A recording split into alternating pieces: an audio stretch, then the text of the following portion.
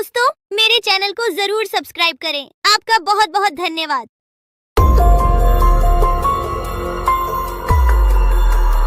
बहुत साल पहले की बात है। लक्ष्मीपुर के जंगल में एक पुरानी झील थी। वहाँ दिन में तो कोई घटना नहीं होती, पर थोड़ा सा भी अंधेरा छाते ही वह झील एक खूनी झील बन जाती। उस दौरान जो भी जानवर उस झील पर पानी पीने आ जाता, वह जिंदा वापस नहीं आता। कहाँ जाता, आज तक किसी को उसका पता नहीं चला था। यही वजह थी कि जंगल के सारे जानवरों ने, यहाँ तक कि जंगल की राजा शेर ने भी उस झील को खूनी झील घोषित कर दिया था। अब पूरे जंगल में कोई भी शाम को उस झील की तरफ जाने की हिम्मत नहीं करता था।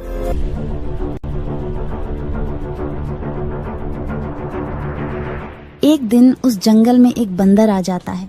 उसकी और खरगोश की मुलाकात होती है। अरे बंदर भाई, कौन हो तुम? पहले तो तुम्हें इस जंगल में कभी नहीं देखा।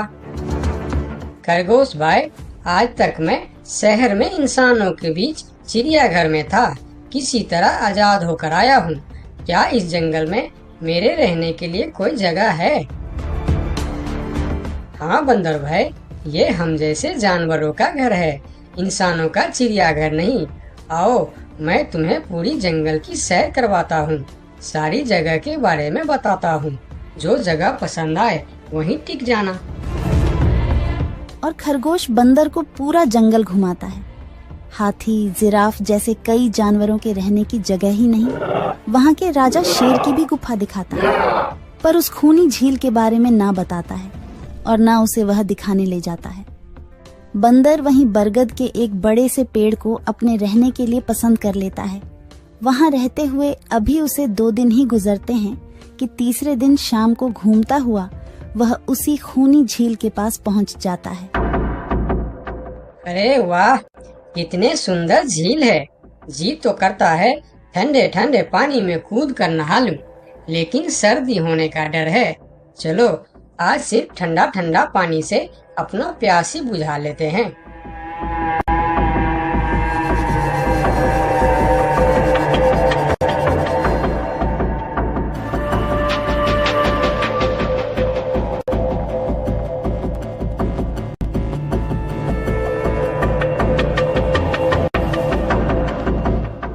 अरे बंदर भाई, तुम इतने डरे हुए क्यों हो? कहाँ से आ रहे हो? झील में पानी पीने गया था और जिंदा वापस आ गए। क्या मतलब? तुम्हें पता नहीं? वह इस जंगल की खूनी झील है। शाम होने पर कोई भी वहाँ जाता है तो जिंदा वापस नहीं आता। उसकी लाश का भी पता नहीं चलता कि वह कहाँ गायब हो जाती है। इसीलिए शाम होते ही कोई भी उस खूनी झील की तरफ नहीं जाता। ये हमारे राजा का आदेश भी है। कमाल है, मुझे तो पता ही नहीं। कैसे पता नहीं? तुम्हें वह खरगोश भाई ने बताया नहीं? लो, खरगोश भाई भी आ गया। अरे खरगोश भाई, आपकी वजह से आज बंदर भाई की जान जाते जाते बची। मेरी वजह से? हाँ, तुमने बंदर भाई को पूरा जंगल घुमाया, हर जगह के बारे में बताया। इस खूनी झील के बारे में क्यों नहीं बताया? भूल गया भाई, मैंने तो सोचा ये तो पेड़ पे रहते हैं, इन्हें झील से क्या काम। अभी अभी इन्हें खूनी झील की खूनी ने पकड़ने की कोशिश की, ये तो बाल बाल बच गए, वरना खूनी झील की खूनी, क्या तुमने उसे देखा? क्यों, क्या तुम लोगों ने आज तक नहीं देखा? नहीं, हम में से कोई कभी भी शाम को उस तरफ जाते ही नहीं और दिन में कोई घटना नहीं होती। और यह बात वह जाकर शेर के दरबार में सभी को बताता है। उसकी बात सुनकर किसी को भी यकीन नहीं आता है। क्या बात कर रहे हो बंदर? मैं सच कह रहा हूँ महाराज, लेकिन हम लोगों तो कभी आज तक देखा ही नहीं, क्योंकि आप लोग उसे खूनी झील समझकर दिन में ही वहाँ जाते हो और शाम होते ही आप लोग डर के मारे वहाँ जाना बंद कर देते हो। पूरे दिन वह मगरमच्छ झील में छुपा रहता है, शाम होते ही चुपचाप निकलता है और झील के पास पानी पीने आए जानवरों को खा जाता है। और आप लोग समझते हैं कि यह झील ही खूनी है, जबकि खूनी यह झील नहीं, इसमें छिपा हुआ मगरमच्छ है। हमें तो यकीन नहीं हो रहा है। वही तो बंदर भाई, हमें अगर पहले पता होता कि आप इतने बड़े झूठे हो तो हम अपने जंगल में आपको रहने की कभी जगह नहीं देते। अरे यार, आप लोग मेरे बात पर यकीन क्यों नहीं करते? मैं आप लोगों का भलाई के लिए ही बोल रहा हूँ। अगर तुम्हारी बात सच्ची है तो क्या तुम उस मगरमच्छ को हमें दिखा सकते हो? क्यों नहीं महाराज, आज शाम होते ही आप लोग वहाँ जाकर पेड़ और पत्थरों के बीच छुप जाना। और फिर शाम को वह सभी उस खूनी झील के पास जाकर छिप जाते हैं। झील के किनारे जाकर बंदर 2-3 बड़े बड़े पत्थर उस झील के पानी में फेंकता है। पत्थर के गिरने की छपाक छपाक की आवाज सुनकर मगरमच्छ पानी के अंदर चलता हुआ शिकार करने वहां आता है। मगर वहां पेड़ के पीछे छिपे दिखाई देते हाथी को देखकर वह सावधान हो जाता है और सोचता है, अच्छा, तो यह लोग मुझे छुपकर देखने आए हैं। अब मैं क्या करूं? हाँ, ये लोग तो बेवकूफ है। इन्हें फिर से बेवकूफ बनाते हैं। मैं फिर से पत्थर बन जाता हूँ। देखा, हमने कहा था ना, झील में एक बड़ा सा पत्थर है। हाँ देखो, यही पत्थर तो हमें हमेशा रात में दिखाई देता है। हाँ वही तो, ये पत्थर सिर्फ रात को क्यों दिखता है, दिन में क्यों नहीं दिखता, कभी सोचा है? हाँ, रात को चंद्रमा की वजह से पानी में ज्वार आता है तो वह पत्थर ऊपर हो जाता है। दिन में ज्वार नहीं आता तो पत्थर पानी में डूबा रहता है। उनकी बेवकूफी भरी बातें सुनकर बंदर परेशान हो जाता है। अरे यार, तुम लोग भी ना समझते ही नहीं। ठीक है, चलो एक काम करते हैं। तुम लोगों को लगता है ना कि वह बड़ा पत्थर, कि वह बड़ा ही मजबूत पत्थर है। अगर यह खुद ही बता दे कि यह एक मजबूत पत्थर है तो मैं भी मान जाऊंगा और अभी गुलाटी मारते हुए झील में छलांग लगा दूंगा और तैरता हुआ इस तरफ से उस तरफ चला जाऊंगा। यह सुनकर मगरमच्छ के मुंह में पानी आ जाता है। लगता है आज बंदर का नरम नरम मांस खाने का मौका मिलेगा। वैसे भी ये सारे जानवर बेवकूफ है। आज तक मुझे पत्थर ही समझते आए हैं। मैं पत्थर हूँ, मैं मजबूत पत्थर हूँ। सुना आप लोगों ने, ये कैसे आप लोगों को बेवकूफ समझता है? अरे पत्थर भी कभी बोलते हैं क्या? अब सभी की समझ में बंदर की बात आ जाती है। रात भर सभी शेर राजा की गुफा में मीटिंग करते हैं। बंदर सही कह रहा था। यह मगरमच्छ जरूर कहीं दूसरे जगह से हमारे जंगल में आ गया है। लेकिन अब क्या करे? अगर धरती पर होता तो मैं उसे धूल चटा देता था, लेकिन पानी में हमारा शक्ति कम हो जाती है। तो क्या इससे हमें कभी छुटकारा नहीं मिलेगा महाराज? मेरे ख्याल से तो नहीं। मिलेगा महाराज, ये पानी में भी रहेगा, हमें देखेगा भी, मगर वह कुछ कर नहीं पाएगा। ये कैसे हो सकता है? हो सकता है हाथी भाई, बस आप लोग मुझे 2 बड़े बड़े रस्सी दे दो। रस्सी का क्या करोगे? मैं शहर के चिड़िया खाना में था तो एक एक तरीका सीखा है जानवरों पर कब्जा करने की। हम इस पर कब्जा कर लेंगे। और बंदर को 2 बड़ी बड़ी रस्सी लाकर दी जाती है। फिर बंदर उन सभी के साथ रस्सी लेकर उस खूनी झील पर पहुंचता है।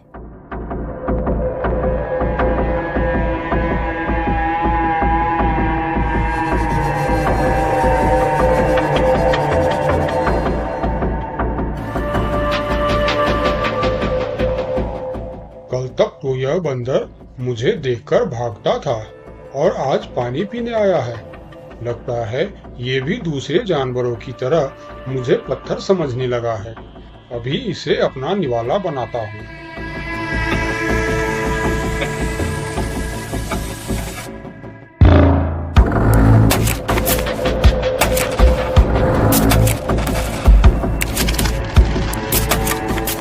अरे ये तो भाग भी नहीं पा रहा है। अब यह जितना ज्यादा फरफराएगा उतना यह फंदा कसता जाएगा और चुपचाप रहेगा तो फंदा ढीला रहेगा। जैसे यह फिर हिलेगा फिर फंदा कसता जाएगा। अब ना यह इससे छूट सकता है और ना पानी में जा सकता है। अरे वाह, फिर तो यह हमारा कुछ भी नहीं बिगाड़ सकता। अब हम सारे जानवर इस झील में कभी भी पानी पी सकते हैं, कभी भी नहा सकते हैं। अब यह हमारा कुछ भी नहीं बिगाड़ पाएगा। अरे वाह बंदर भाई, मान गए। आपने तो हमारी समस्या ही खत्म कर दी, वरना रात भर हमें प्यास ही रहना पड़ता था कि हमें झील में पानी पीने गया और झील ने हमें खा लिया। तो आज हमें एक बात समझ में आई है कि किसी भी अफवाह के चक्कर में हमें अपनी जगह छोड़कर नहीं जाना चाहिए, बल्कि उस अफवाह का समाधान क्या है वह खोजना चाहिए, क्योंकि कोई भी जगह खूनी नहीं होती, उस जगह पर रहने वाला खूनी होता है।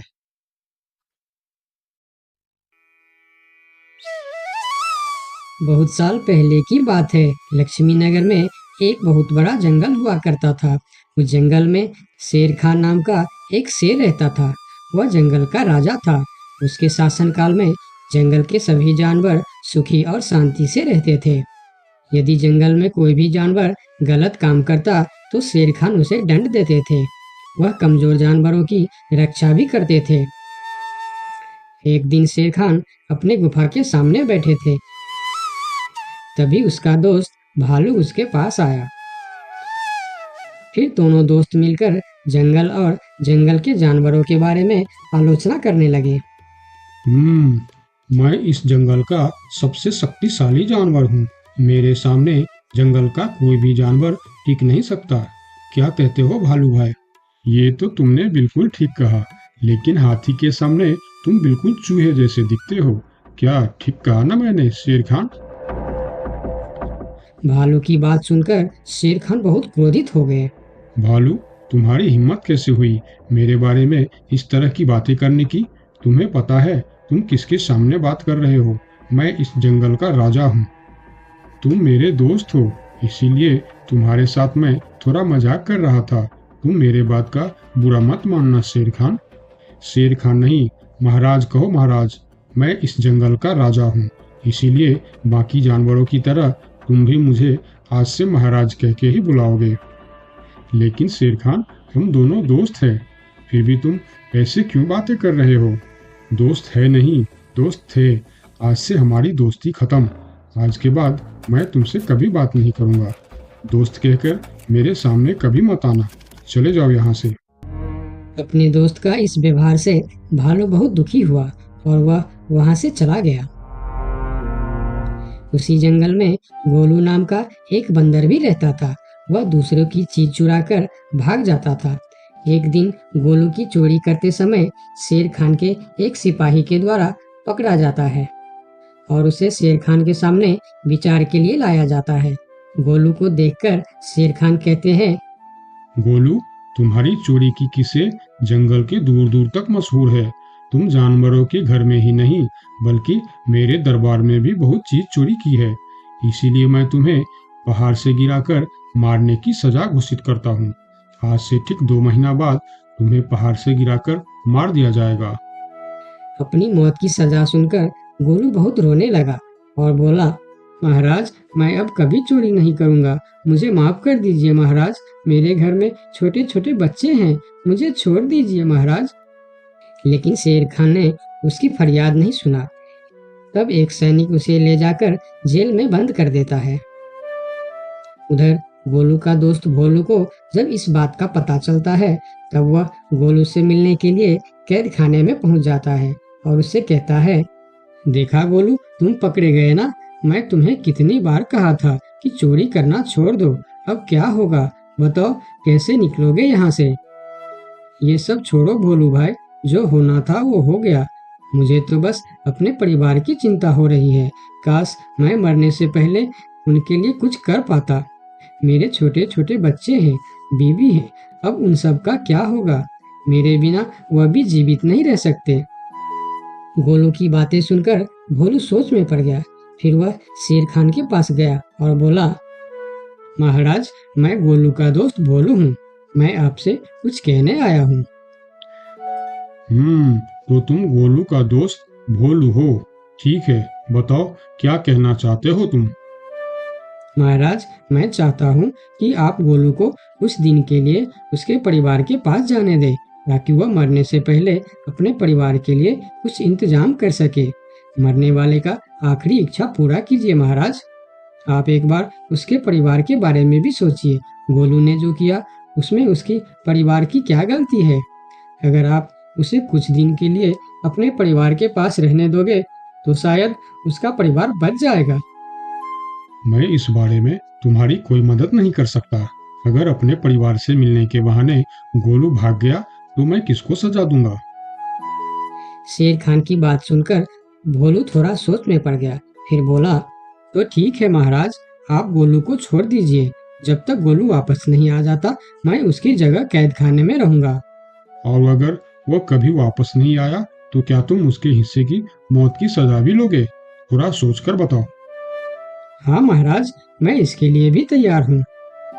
भोलू की बात मानकर शेर खान ने गोलू को कैद से निकालकर भोलू को कैद खाने में डलवा दिया। तब बाहर निकलकर गोलू ने भोलू को बोला, दोस्त तुम चिंता मत करना, मैं समय से पहले ही वापस आ जाऊंगा। ऐसा कहकर गोलू वहां से चला गया और भोलू गोलू की जगह कैद खाने में रहने लगा। इस तरह बहुत दिन बीत गया, लेकिन गोलू वापस नहीं आया।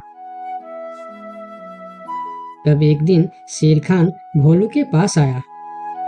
देखा बंदर, मैंने कहा था ना गोलू वापस नहीं आएगा। अगर कल सुबह तक गोलू वापस नहीं आया तो शर्त के अनुसार कल शाम के समय तुम्हें पहाड़ से गिरा दिया जाएगा।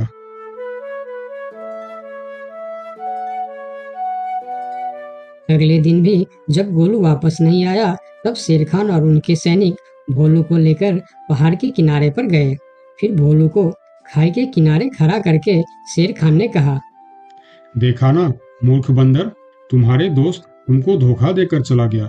अब तुम मरने के लिए तैयार हो जाओ।